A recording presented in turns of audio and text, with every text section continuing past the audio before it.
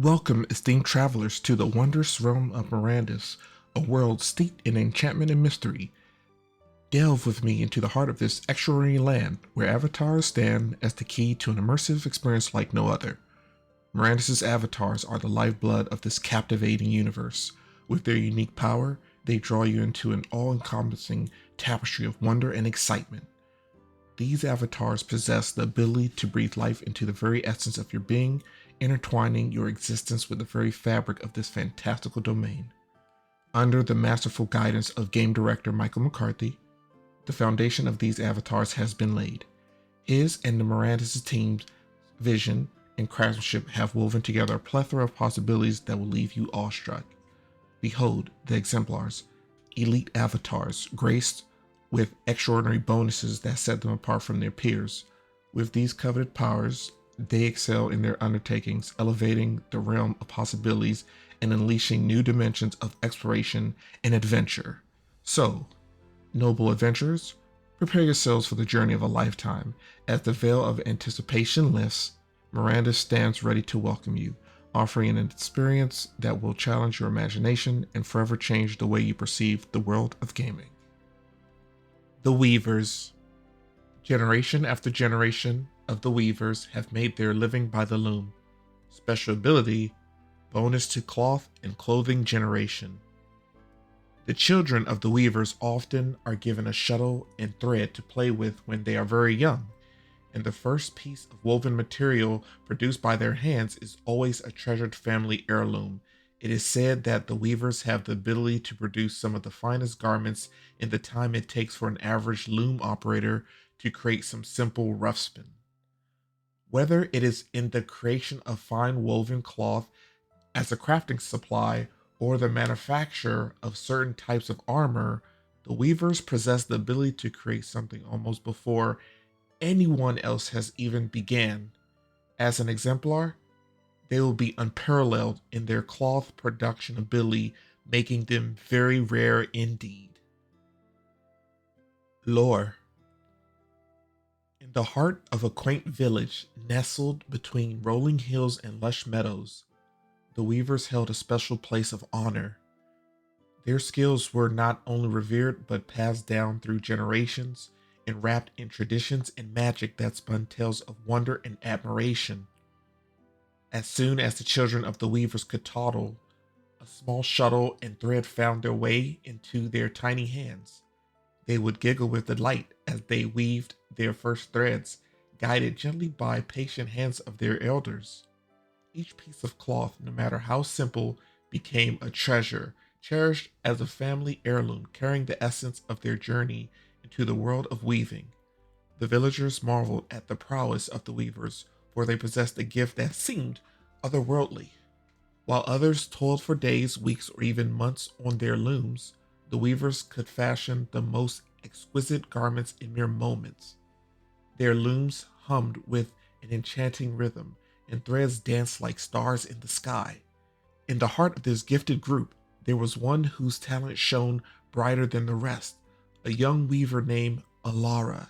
From her nimble fingers sprang masterpieces of fabric, each a work of art in its own right. Her creations seemed to come alive, whispering stories of the realms from which they drew inspiration. The fame of the weavers spread far beyond the village, and it wasn't long before an envoy from a distant kingdom came seeking the rare and coveted talents of these artisans. They were in desperate need of cloth for crafting supplies and armor, and the reputation of the weavers had reached their ears. As the envoy arrived at the village square, a hush fell over the crowd. They watched with bated breath as Alar stepped forward, her eyes gleaming with determination. She knew this was her moment, a chance to showcase her unmatched skills. Under the watchful gaze of her fellow weavers, Alara set her loom ablaze with an intensity that captured the essence of the cosmos. With swift and graceful movements, she wove a fabric of unparalleled beauty, its patterns reflecting the harmony of nature and the strength of mystical beasts. The envoy stood in awe, witnessing the birth of a masterpiece, a creation that seemed to defy the very laws of time and space. They knew they had found an exemplar, a weaver whose talent surpassed all others, From that day forth, Alar's name echoed in the corridors of kingdoms, and the weavers became revered far and wide. Their creations adorned the noble and the humble alike, gracing the halls and grand castles and the cottages of common folk. In the annals of history, the weavers became a legend, and Alar stood as a beacon of their craft, inspiring generations to come. The village became a hub of creativity and magic, all thanks to the children who were given a shuttle and thread, and the belief that they could weave dreams into reality. My opinion is that the weavers will be able to quickly generate cloth from various materials like flax, wool from sheep, or leather from cows, for example. How that will work in game is yet to be seen. When it comes time to crafting various types of clothing, they'll do it quickly and efficiently. Looking forward to see what the developers have to share on how their mechanics will really function based on OpenSea sales. It doesn't seem like the Weavers are going to be highly prioritized, but we'll see as their utility can easily change players' minds. Now, of course, there are going to be some things that I might not have gotten over, but I do want to get your comments on how the Weavers will be utilized in greater detail. For me, when it comes to my playstyle, the Weavers would be my least favorite exemplar, but it's too early to really say. But from a standpoint of theory crafting, which we can do and speculate, yeah, I'll go with the Weaver as my least favorite exemplar. Curious to get y'all's thoughts on that too. Current suggested buildings for Weaver to operate at max efficiency would be the Cloth Stand, Simple Tannery, Outfitter, Tannery, Large Outfitter, and Large Tannery. Also, please note, I am not part of the development team, so I could be off on some things I'm stating. I haven't played Mirandus in full detail yet, as none of us have. So, yes, if there's anything you'd like to also add to this that I may have missed, feel free to mention in the comments. Next up, we have the Pit Fighters. With the roughest imaginable upbringing, the Pit Fighters excel in fighting in the arenas and often take home the winner's purse. Special ability bonus when fighting empty handed. Lore. In the enchanting realm of Mirandus, where dreams and reality intertwined, the Pit Fighters held a fearsome reputation. Forged in the crucible of life's harshest trials, they were warriors molded by adversity, their souls tempered in the fiery embrace of combat. Among these stalwart fighters, a diamond in the rough emerged, Kel, a young orphan whose past was shrouded in shadows. From an early age, Kel knew the harshness of life, where survival was a constant battle, but within him lay an ember of strength, waiting to ignite into an inferno of potential. Fate led him to the Pit Fighters, where his raw talent caught the eye of their skilled trainers. Under the tutelage of the Pit Fighters, Kel's innate abilities flourished. With a blend of uncanny agility and unyielding spirit, he became a force to be reckoned with in the arenas. There was a poetic beauty to his movements, a symphony of precision and grace that left spectators spellbound. What truly set Kel apart was his mastery of bare-handed combat. While others wielded weapons of steel, he relied on his own body as the ultimate instrument of warfare.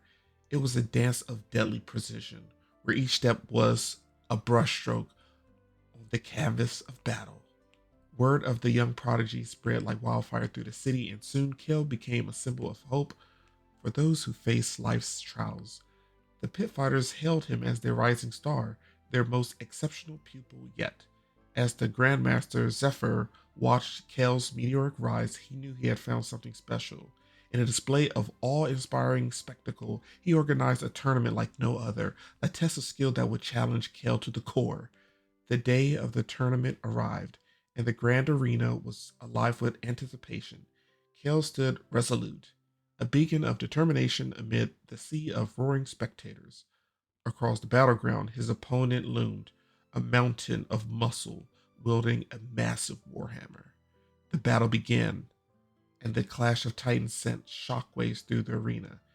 Kale's movements were a symphony of artistry and precision, while the behemoth's strength threatened to crush him at every turn. But Kale danced around danger, his instincts guiding him like a star in the night sky. As the battle raged on, Kale's confidence grew. With each step, he discovered the rhythm of his opponent's attacks, finding the perfect openings to strike. In a breathtaking sequence of moves, he disarmed the colossal warrior, leaving the crowd in awe. Kale emerged victorious, his name echoing far beyond the city's walls. He had become a legend, a shining exemplar of what the pit fighters represented: resilience, skill, and the triumph of the human spirit. Embraced by the pit fighters as one of their elite, Kale's journey to greatness has only just begun. The arenas of Mirandus would forever bear witness to his incredible feats, inspiring generations to dream big and conquer their own battles just as he had done. Current suggested buildings for a pit fighter to operate with good efficiency: cloth stand, simple tannery, jewelry stand, outfitter, tannery, jeweler, large outfitter, large tannery, large jeweler. I wonder if the pit fighters will be able to use jewelry to be able to retrofit their fists with rings to imbue them with additional power, strength, and things of that nature. Would be a good question for the Mirandus team. That's the thing. We have vivid imaginations, and there are unlimited possibilities of what can be done in Mirandus that we don't yet have answers for. A clear understanding, or even a clearer understanding of what the mechanics are, would be of great benefit. So really the best we can do is speculate and theorycraft, which is fun, but at the end of the day, we have to have realistic expectations of what we'll be able to do in the world of Mirandus. The pit fighters seem cool for those that want to immerse themselves in combat at the arenas, which as of today is the only place where there is going to be PvP combat. Now, for me, I don't think I'll be fighting in the arena, as I'll be more focused on the land deed economics, which is what really excites me about Mirandus ever since I was a kid playing RPGs, to be able to go into a town and go to an armor shop or weapon shop, things of that nature, to be able to actually participate in the economy in an MMORPG is a dream come true. So to be part of that is what lights my fire. Now, there could be expanded use to where the pit fighters could essentially play the role of a powerful monk. I'm thinking about the monk class from, for example, Final Fantasy Tactics, where they just use their fists. So even though they would fight barehanded, they could have some crazy scaling to the point where they could do some serious damage to enemies, which is cool too. I look forward to seeing your comments on how you intend to use the pit fighters, or any additional thoughts you have for what they'll be able to do. The Goldsmiths. The world of Mirandus is an incredibly abundant place full of precious metals, valuable resources, and priceless jewels and gems. An exemplar guild of humans called Goldsmiths has spent many generations perfecting the crafts of working with precious metals, particularly gold. These metals seem to come to life under the agile fingertips and quality tools of the goldsmiths. No matter where they roam in the world, a goldsmith is always able to find work, crafting gold and silver into exquisitely beautiful jewelry. As exemplars, goldsmiths receive a bonus to jewelry production, which makes them some of the most prized artisans throughout the land. Lore. In the enchanting realm of Mirandus, a world brimmed with untold abundance, precious metals gleam, valuable resources beckon, and priceless jewels and gems are adorned across the land. Among the myriad of gifted guilds that grace Mirandus, none shone as bright as the goldsmiths. For generations, they had honed their craft to perfection, mastering the art of working with precious metals, especially the coveted gold. Under their agile fingertips, and with the aid of their quality tools, these metals seem to come alive, bending and shaping at their master's will. A true goldsmith is an artisan of unparalleled skill. For whatever they journeyed in the world, they were held and sought after. Their reputation as creators of exquisitely beautiful jewelry transcended borders, and their craftsmanship knew no equal. As exemplars, the goldsmiths stood as a pinnacle of their guild, blessed with bonuses that elevated their jewelry production to the level of sheer brilliance. Such a distinction made them the most prized artisans throughout the vast lands of Mirandus. In the heart of the bustling city, amidst its opulent markets, there lived a young goldsmith named Ulrich, with passion in his heart and a vision in his eyes. He had dreamt of mastering the art of goldsmithing since he was a child. Now he had earned the honor of being recognized as an exemplar. Under the guidance of the master goldsmith Thaddeus, Ulrich's talents flourished like a blossoming garden. With every piece he crafted, he breathed life into the metals, transforming them into gleaming wonders. His designs spoke of tales untold, and his creations radiated with a brilliance that drew gasps of awe from onlookers. As word of Ulrich's exceptional work spread, his fame reached the farthest corners of Mirandus. Nobles and commoners alike sought his artistry, for his jewelry possessed a magical allure, captivating hearts and turning dreams into reality. One day, an envoy from a distant kingdom arrived in search of the finest jewelry for their royal family. Ulrich's reputation had preceded him, and they beseeched him to create a masterpiece worthy of a crown.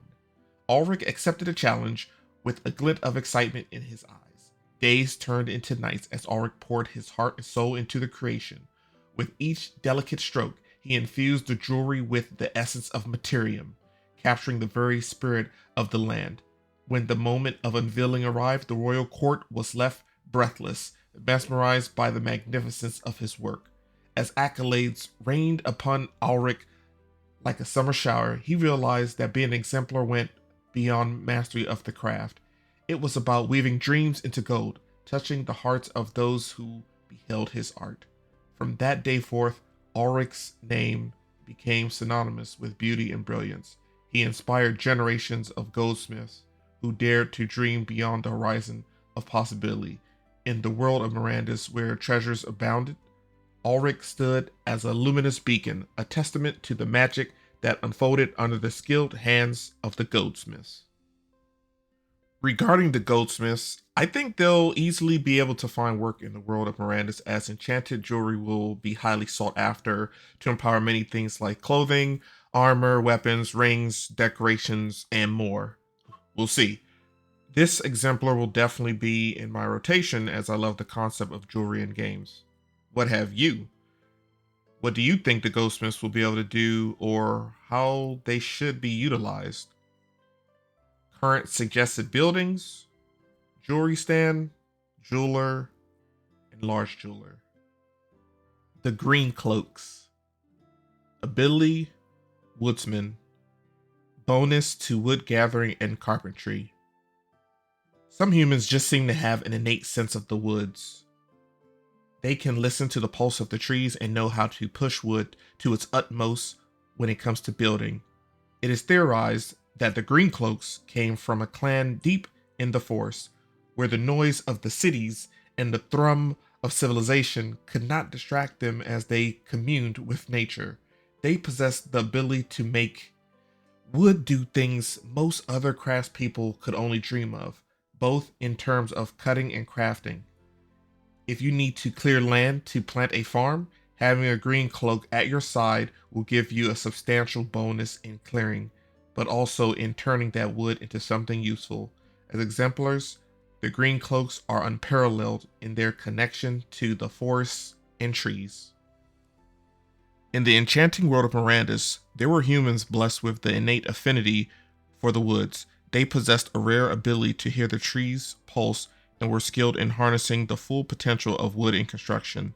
Legend had it that the Green Cloaks originated from a secluded forest clan where they communed with nature undisturbed by the bustling cities. Their connection to the woods granted them exceptional powers in shaping and crafting wood, surpassing the dreams of ordinary artisans.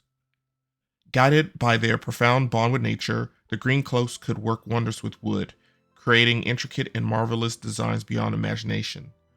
Carving and crafting came naturally to them, as if the wood itself whispered its secrets to these gifted individuals, but their talents extended beyond artistic finesse. They could channel the wood's strength to clear lands for farming, demonstrating a harmonious collaboration with nature. As exemplars, the Green Cloaks stood unmatched in their forest kinship. They became the guardians of the wilderness, preserving the delicate balance between civilization and the natural world. Their touch enriched the realm of Mirandus, where the forests flourished under their watchful care. The legacy of the Green Cloaks echoed through the ages, leaving a lasting impression on the enchanted tapestry of their magical world. I think it's safe to say that the Green Cloaks will be one of the most utilized exemplars in the game, period. Just from the fact of cutting wood, clearing land, using that wood to craft so many things that will be used in Mirandus, for example, poles, weaponry, protection of a deed with fortification of walls, just anything that would utilize wood. And from one of the most recent AMAs showing Mirandus art, I saw a photo where it had siege weapons, which I'm thinking will need wood as well. Lets me know that it may take larger quantities of wood to facilitate the use of siege weapons, for example. In addition to that, there will be things like tables, chairs, bedding, barrels, and more that the Mirandus team has yet to reveal.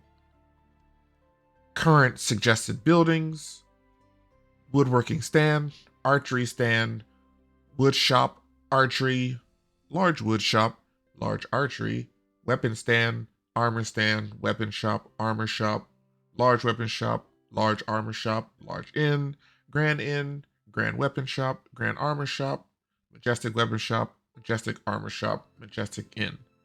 Now, of course, the Green Cloaks may not be able to use some of these buildings, which is fine here discussing with my fellow Mirandians. The buildings that are questionable would be the archery-based buildings, possibly the weapon and armor shop, but I think there's going to be some type of wood utilized for them in regards to upgrading aspects of the shops like cases. When it comes to the various inns, things like bedding should require high quality wood crafting, so there may be some synergy or interaction with the Green Cloaks in some way. Maybe not. Maybe the Green Cloaks will solely operate via the woodworking stand, wood shop, or large wood shop only, which, if that's the case, will definitely boost the utilization of those buildings. Now, I do think the higher quality weapon and armor shops may utilize wood to create legendary items. For example, the Majestic Weapon Shop might use tons of the best types of wood in order to create siege weapons. Curious to hear your thoughts. The Cartographers. Ability Cartography. Bonus to map creation. It is a powerful gift to view and understand the world from an accurate perspective. Many of the greatest geniuses throughout the generations of Mirandus have possessed this gift, using it to create legendary maps that recount a lesser known history of the land. Without the geographical story that maps can tell, explorers never could have conquered the wild regions, passed through the wastelands, or sailed the vast and mighty seas. Today, the legacy of the legendary map makers of old lives on through the human exemplars known as cartographers. They are born with innate senses of direction, navigation, and distances.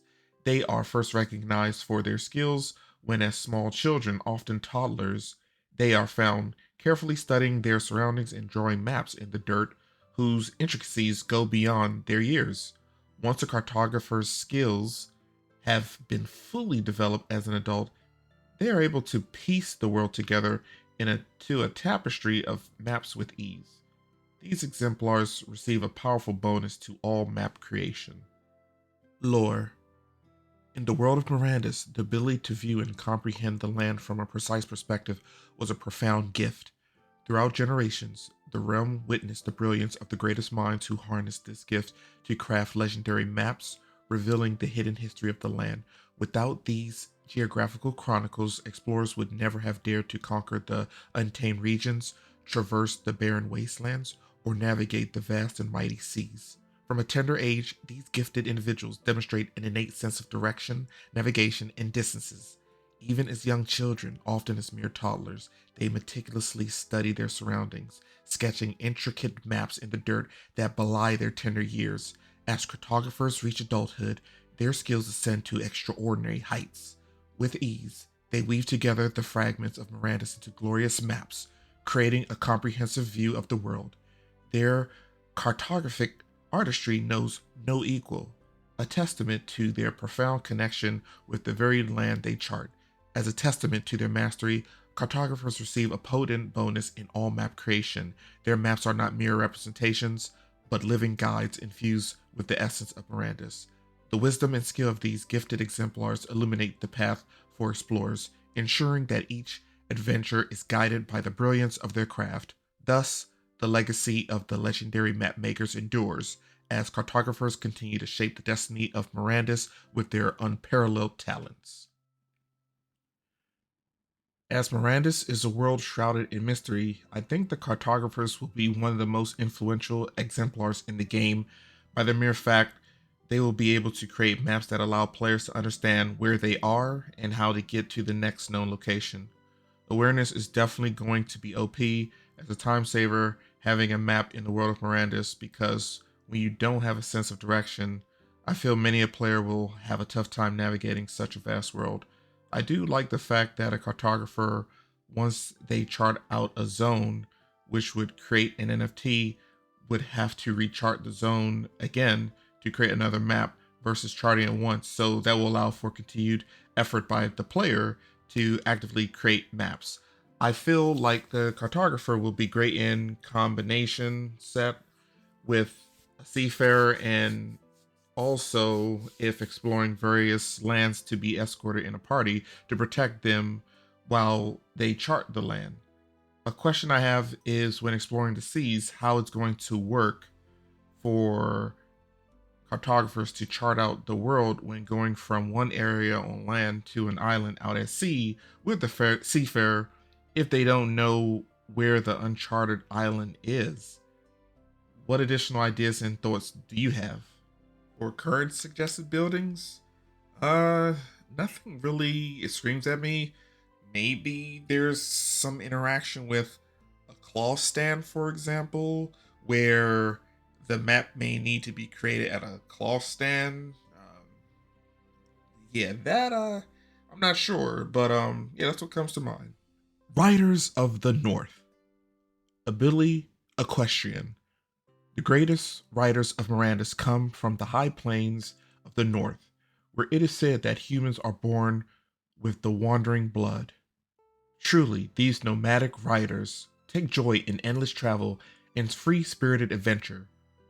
A rider of the north travels greater distances in a day than most in their entire lives. Their horses are majestic creatures of breathtaking beauty with whom their riders have a powerful, unspoken connection. It is said that a rider of the north is possessed of such selfless valiance that he will lay down his life for his horse in an instant if necessary. The horses would do the same. Riders of the North receive powerful bonuses to all horse related skills and abilities. Lore. In the realm of Mirandus, the finest riders hailed from the northern highlands, where the spirit of wanderlust flowed through their very souls. These nomadic equestrians embraced boundless travel and heeded the call of adventurous journeys. A rider of the north traversed distances that exceeded the wildest imaginations of many. Their equine companions are magnificent creatures of breathtaking splendor, and an unspoken bond unites rider and horse on a profound level. Possessing selfless courage, a rider of the north would lay down their life for their beloved steed in an instant, and the horses reciprocated the unwavering devotion. The connection between rider and horse bore witness to the countless shared moments and mutual understanding they forged. For their extraordinary skills and unwavering dedication, riders of the North received potent bonuses in all horse related skills and abilities. Their mastery in caring for and communicating with their equine companions set them apart, rendering them unmatched in traversing the vast landscapes of Mirandus with grace and speed. As the sun bid adieu to the horizon, painting the sky with hues of gold and crimson across the open plains, the riders of the north embarked on their timeless odyssey. They epitomize the very essence of adventure and freedom, weaving tales of boundless exploration with every gallop. In the realm of Mirandus, their legend inspired awe and admiration, ensuring that the legacy of these exceptional riders endured eternally. I think the Riders of the North could potentially be one of the most exciting exemplars in Mirandus if the team decides to add essentially a minigame, dare I say, a Pokemon esque aspect to the Riders of the North, where they could train horses to improve their stats so they can gain things like more hit points, higher levels of speed, along with certain abilities being increased in ways unknown to us. I don't know about you, but for me, what could be another groundbreaking aspect of Mirandus would be if the Noble Steeds can also take part in horse racing, basically the NASCAR of Mirandus. Please, Gala Games, I hope you can make that happen. They may already have it in mind and we just don't know yet. Fingers crossed. But yeah, the Riders of the North could have ultra levels of depth to them, which for some players who enjoy training and creating a bond with their noble steeds could be what they do all day, every day, and be happy as a clam just doing this. I definitely could see that being a thing for some players. I know I'm going to be taking part in using a Riders of the North myself. The notion of being able to travel long distances with the noble steed will save plenty of time versus walking, and when you save time, you're working more efficiently and in turn accelerating your progress in Mirandus. And also, it's fun as heck to use a noble steed like a Lamborghini in Mirandus. Oh yeah, I can't forget we'll also be able to breed the higher tier noble steeds as well if owned. So that'll be another fun aspect of the game. If the Mirandus team fires on all cylinders, it's going to be epic. I really would love to hear your opinions on the Riders of the North and any other ideas for them that you would like to share. Current suggested buildings: stable, large stable, grand stable, majestic stable, leaving off the hitching posts as those will probably be used solely to park your horse. The Seafarers: ability seafaring, bonus to selling. You are a mariner, a seaman. You're envied by those who are bound to their landlocked responsibilities, and you're revered by the most civilized residents of towns and cities. They are ignorant of your existence. They don't feel the same sense of abandonment as you when you're gently rocked by the surf. They have no idea of the thrilling rush of adrenaline that comes with a squall as it approaches to swallow your crew and ship into its ravenous chaos. They do not truly reside, as you are well aware. Seafarers are compelled to explore beyond the seas with no restrictions. If a seafarer knows how to get to an uncharted island distant from home, they can go there on their journey without risking too much. Seafarers can travel farther and faster than other players. In fact, if a non-seafaring adventurer of Mirandus has route instructions to a tremendous treasure trove hundreds of miles out to sea, they should connect with a seafarer to get them there safely for a price. On a tossed ship, seamen are at ease, and they navigate by the stars. They can row more effectively and use less energy than other people. They can go further and more securely. They may avoid random encounters and seek out hidden marvels using hints and maps. The seafarer may find anything in the open sea as long as they know its location. In the captivating realm of Mirandus, you embody a mariner, an intrepid seafarer revered by the sophisticated dwellers of towns and cities. Envious of your liberty, they remain oblivious to the exhilarating life you lead amidst the boundless seas. The gentle sway of the waves is your soothing cradle, and the thrill of squalls is a captivating dance with chaos. While others are tethered to their landlocked duties, your wanderlust compels you to explore uncharted territories, unbound and fearless. As a seafarer, your navigational skills are unrivaled, unlocking the secrets of hidden islands awaiting discovery. Others seek your expertise in embarking on daring journeys, traversing perilous waters to unearth distant treasures and hidden wonders. Yet, this guidance does not come without a cost. In the midst of turbulent seas, you will find tranquility, navigating skillfully by the stars. Your adept rowing propels you further and faster, while conserving energy unlike any other. Evading random encounters, you seek out the enigmatic marvels concealed in the vast expanse of the open sea. No secrets lie beyond your reach. As long as you know a location, you will find it.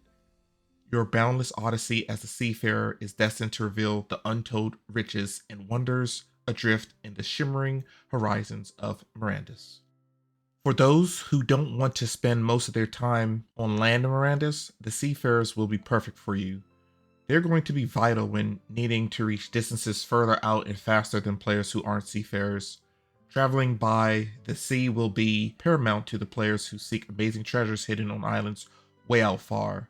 So, where it says the seafarer may find anything in the open as long as they know its location makes you wonder, how will a seafarer know where they're going if they've never reached that destination before? Maybe it's just me, but there are certain aspects that are a bit confusing when it comes to how seafarers will navigate and interact with the seas when they've never adventured out to the unknown. I'm definitely looking forward to what the Mirandus team has to say about seafaring mechanics. I totally can see lots of people loving to use the seafarers. Me personally, I don't think I'll use them all that often, but depending on how flexible the mechanics of exemplar usage in Mirandus will be, I may participate in the selling aspect of Mirandus, which I expect to be extremely fun as well, and many people will use the various type of water deeds and ships to travel around Mirandus in conjunction to the efficient transport and trade of goods. Current suggested buildings. I can't suggest any of the buildings, but more so the water deeds and ships will be utilized, and we currently don't have the layout of the various water deeds to have a clear understanding of how water deeds can be utilized efficiently. Maybe there'll be some new buildings released geared towards water deeds that we don't know of yet. Let me know your thoughts in the comments. The Strong Hands. Ability, expediency, bonus to all crafting. No matter where you find yourself in the world of Mirandus, you can always count on the craftsmanship of the human exemplars known as Strong Hands. Strong Hands can be found in nearly every town and village. Explorers have relied on the creations of their hands through the darkest nights, the coldest days, and the most frightening adventures. The legacy of the Strong Hands has been handed down through countless generations of the hardest working people in the world. These craftsmen, despite lethargy, and take delight in their most productive days. For the Strong Hands, ingenuity is more than a job. It is a way of life. If you are fortunate enough to have a strong hand for a friend, your quests and journeys will certainly unfold with greater ease. Through a trait called expediency, these exemplars receive a speed bonus to all crafting. In the world of Mirandus, where enchantment and wonder coexisted in harmony, the human exemplars known as Strong Hands stood as paragons of craftsmanship and ingenuity. From bustling cities to tranquil villages, their deft hands left an indelible mark, and their creations were cherished treasures sought by explorers and adventurers alike. The Strong Hands' masterful work served as beacons of strength and reliability. Their creations became steadfast companions to brave souls embarking on epic quests, guiding them through uncharted realms with unwavering trust. For uncountable generations, the legacy of the Strong Hands had been handed down, a testament to their unyielding spirit of hard work and dedication. Their disdain for idleness and love for productive days fueled their passion for the art of craftsmanship. Each creation was more than a mere object. It was a sublime work of art, infused with the essence of their fervor and expertise. If fortune smiled upon you with a strong hand as your friend, your journeys and quests were destined to unfold with greater ease. Their trait of expediency granted them a speed bonus in all crafting endeavors, transforming raw materials into magnificent wonders with seemingly effortless grace. In the captivating realm of Mirandus, the strong hands are artisans who shape the very fabric of existence. Their skills know no boundaries, leaving an everlasting imprint on the hearts and minds of all who beheld their work. The strong hands are living emblems of the realm's ingenuity, ensuring that Mirandus thrives with their artistry, one masterpiece at a time. The strong hands are quite intriguing as their ability, which gives them a bonus to all crafting, is very powerful.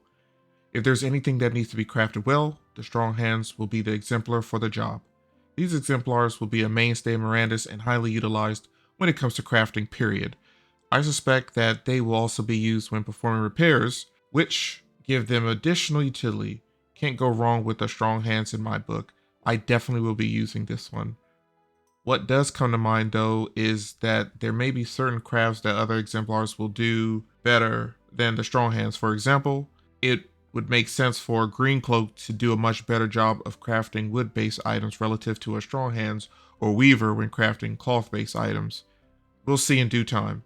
I haven't taken a deep dive into the full scope of a strong hand, so interested to see what you all have to say and can't wait for the Mirandus devs to share their mechanics in more depth. Current suggested buildings. To save some time, let's just have it set where any building that can craft the strong hands will be useful with them. The Alchemist. Ability, potions. Bonus to potion making. The art of potion making is never an instinctive skill, but one that must be learned through years of education and experimentation. Mastery of it requires nearly limitless patience and pure understanding of all elements that make up the world around us.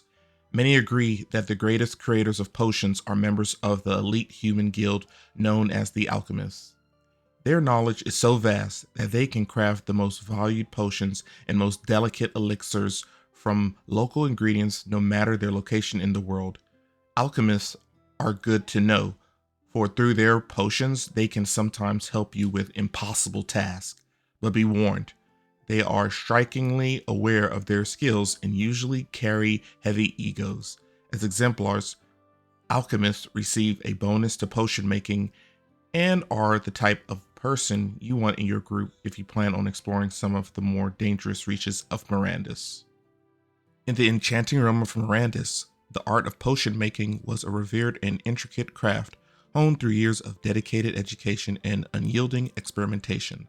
Among the esteemed practitioners of this arcane art were the alchemists, an esteemed human guild whose knowledge surpassed all others. Among the intrepid explorers was a daring group led by Arya, a skilled archer with an insatiable thirst for adventure. Alongside her was the wise sage Eldric and the agile rogue Kale. Together, they sought the legendary alchemist known as Matthias, residing deep within the heart of Mirandus. Under Matthias's guidance, the group embarked on a treacherous journey, facing fierce creatures and overcoming deadly obstacles. As they neared the heart of the ancient forest, Matthias brewed the most potent elixir of his career, dispelling the ethereal barrier guarding the hidden city. The lost city revealed itself, frozen in time, and within its depths, they encountered challenges that tested their resolve. Each time, Matthias's potions proved to be the key to their success. Emerging from the ancient forest, the group knew that their lives had been forever changed by this extraordinary adventure. Matthias, the revered alchemist, had not only aided them in their quest, but had become a cherished friend and ally. In the days that followed, tales of their exploits spread throughout Mirandus. For Arya, Eldric, Kale, and Matthias, this was only the beginning of a new chapter in their journey through the enchanting world of Mirandus. Together, they would continue to explore its wonders, uncover its mysteries, and leave their indelible mark of magic and wonder. Ever since childhood, I've loved the concept of potions in RPGs and how they have the potential to heal, harm, protect, enchant, empower, change, replenish, and other things I'm not aware of. To my fellow Mirandans, the alchemist will be my secondary main exemplar, as my goal is to become a renowned alchemist in the world of Mirandus. It's super exciting to make potions in aim of progressing and helping others progress. I do believe the Mirandus team will provide never before seen depth and layers when it comes to the art of potion making. I'm looking forward to providing you the best quality potions, so please When the time comes, stop by my town of Marquise throughout your journey. With potion making being one of my most favorite things to do, I really want to know what you all think of potion making and your suggestions on what can make potion making the best it can be. Current suggested buildings: potion stand, potion shop, large potion shop. The true providers: ability, agriculturist, bonus to all farming and ranching abilities. The greatest skills of farming have always belonged to humans, who experience an overwhelming and inexplicable drive to provide for and nurture those around them. They do not judge, and they do not play favorites. They derive their happiness from creating, producing, and distributing the fruits of their labors. The most elite of these human servant heroes of the world are the exemplars known as true providers. The endless joy they derive from their actions result in additional heroic bonuses to all farming and ranching activity. In the bountiful lands of Mirandus, the art of farming was an innate gift possessed by humans, driven by an overwhelming desire to nurture and provide for their fellow beings. Their hearts knew no prejudice, and their fulfillment came from cultivating, creating, and sharing the fruits of their labor with the world. Among these skilled individuals, the true providers stood as the most esteemed exemplars. These human servant heroes derive boundless joy from their actions, embracing their role as custodians of the land. Their dedication to farming and ranching activities transcended the ordinary, and they were rewarded with additional heroic bonuses for their exceptional skills. As the sun rose over the vast fields of Mirandus, Seraphina, a young true provider, felt a surge of purpose fill her soul. Guided by a deep-rooted connection to the earth, she tended to the crops with tender care, whispering words of encouragement to each plant. Her touch seemed to breathe life into the soil, and in return, the land offered its bountiful harvest. With each passing day, Seraphina's reputation as a true provider spread throughout the land. Villagers marveled at the abundance of her crops, and even the most challenging terrains yielded to her green thumb. The animals in her care thrived under her gentle stewardship, and their contented hums echoed through the pastures. One fateful day, a harsh storm threatened to wreak havoc on the crops of a neighboring village. Hearing of their plight, Seraphina did not hesitate to offer her assistance. With her knowledge of the land and a dash of magical intervention, she warded off the tempest and saved their harvest. As gratitude filled the hearts of the villagers, Seraphina understood the profound impact of her actions. It wasn't merely the crops she saved, it was the livelihood and well-being of an entire community. In that moment, she knew she had found her true calling as a true provider. Word of her heroic deed reached the ears of the wise elder Malus, who had long been searching for someone worthy of inheriting an ancient and sacred seed, a seed said to possess the power to transform barren lands into lush landscapes.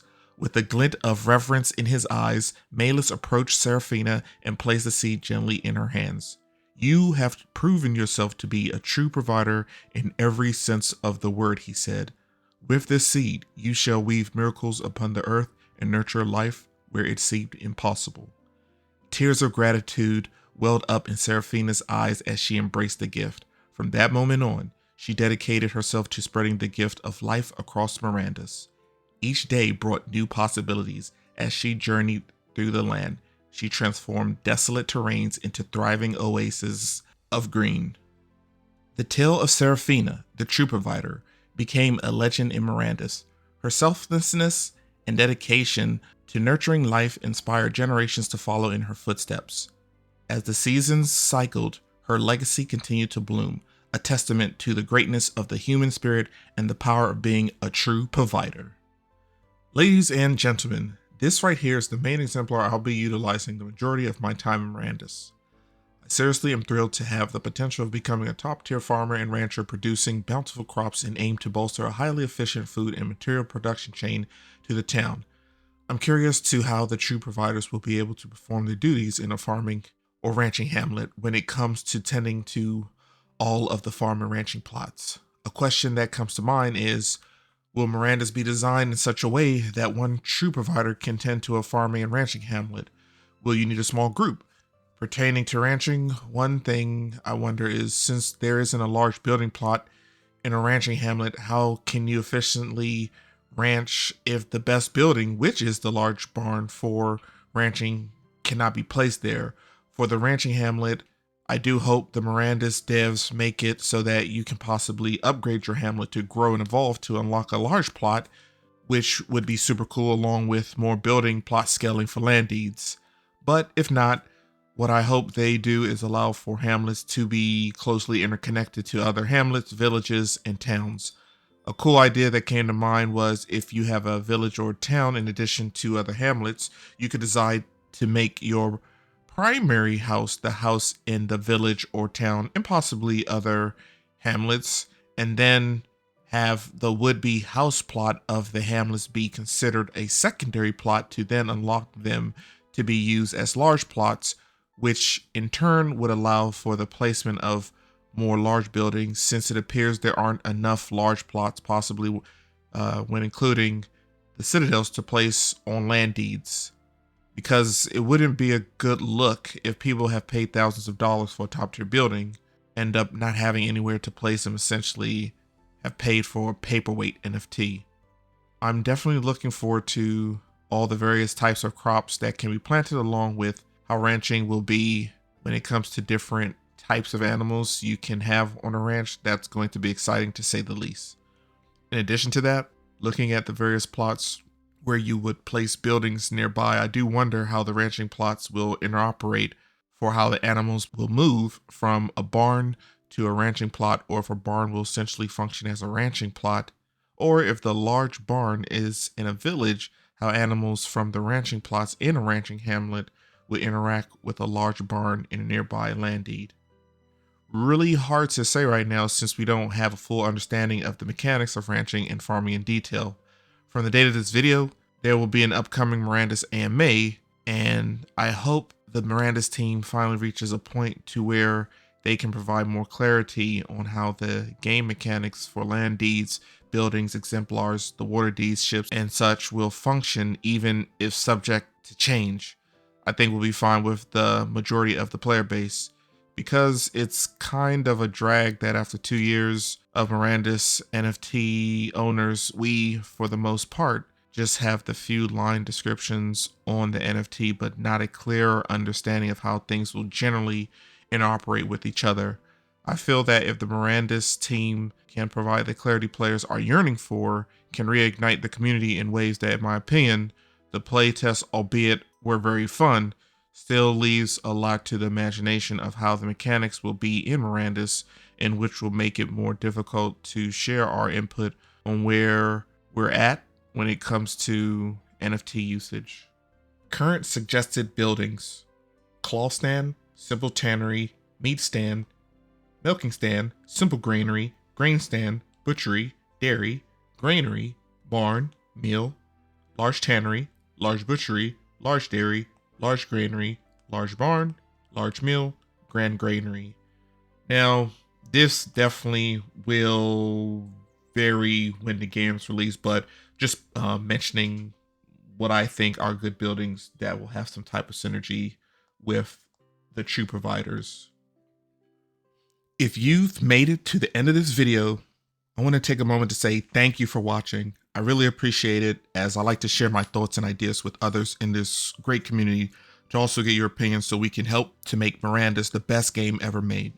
With this being my first exemplar video for Miranda's, to show my appreciation of you spending time hearing what I have to say, when this video reaches 100 likes, I will select a random viewer to rent one of my human exemplars once Miranda's is released for an entire month, free of charge. All you have to do is like, subscribe to my channel, and post a comment about your favorite human exemplar and why. My next exemplar video will be focusing on the dwarf exemplars, so stay tuned for that. If you have any constructive feedback, please share so I can improve the quality of the content I create.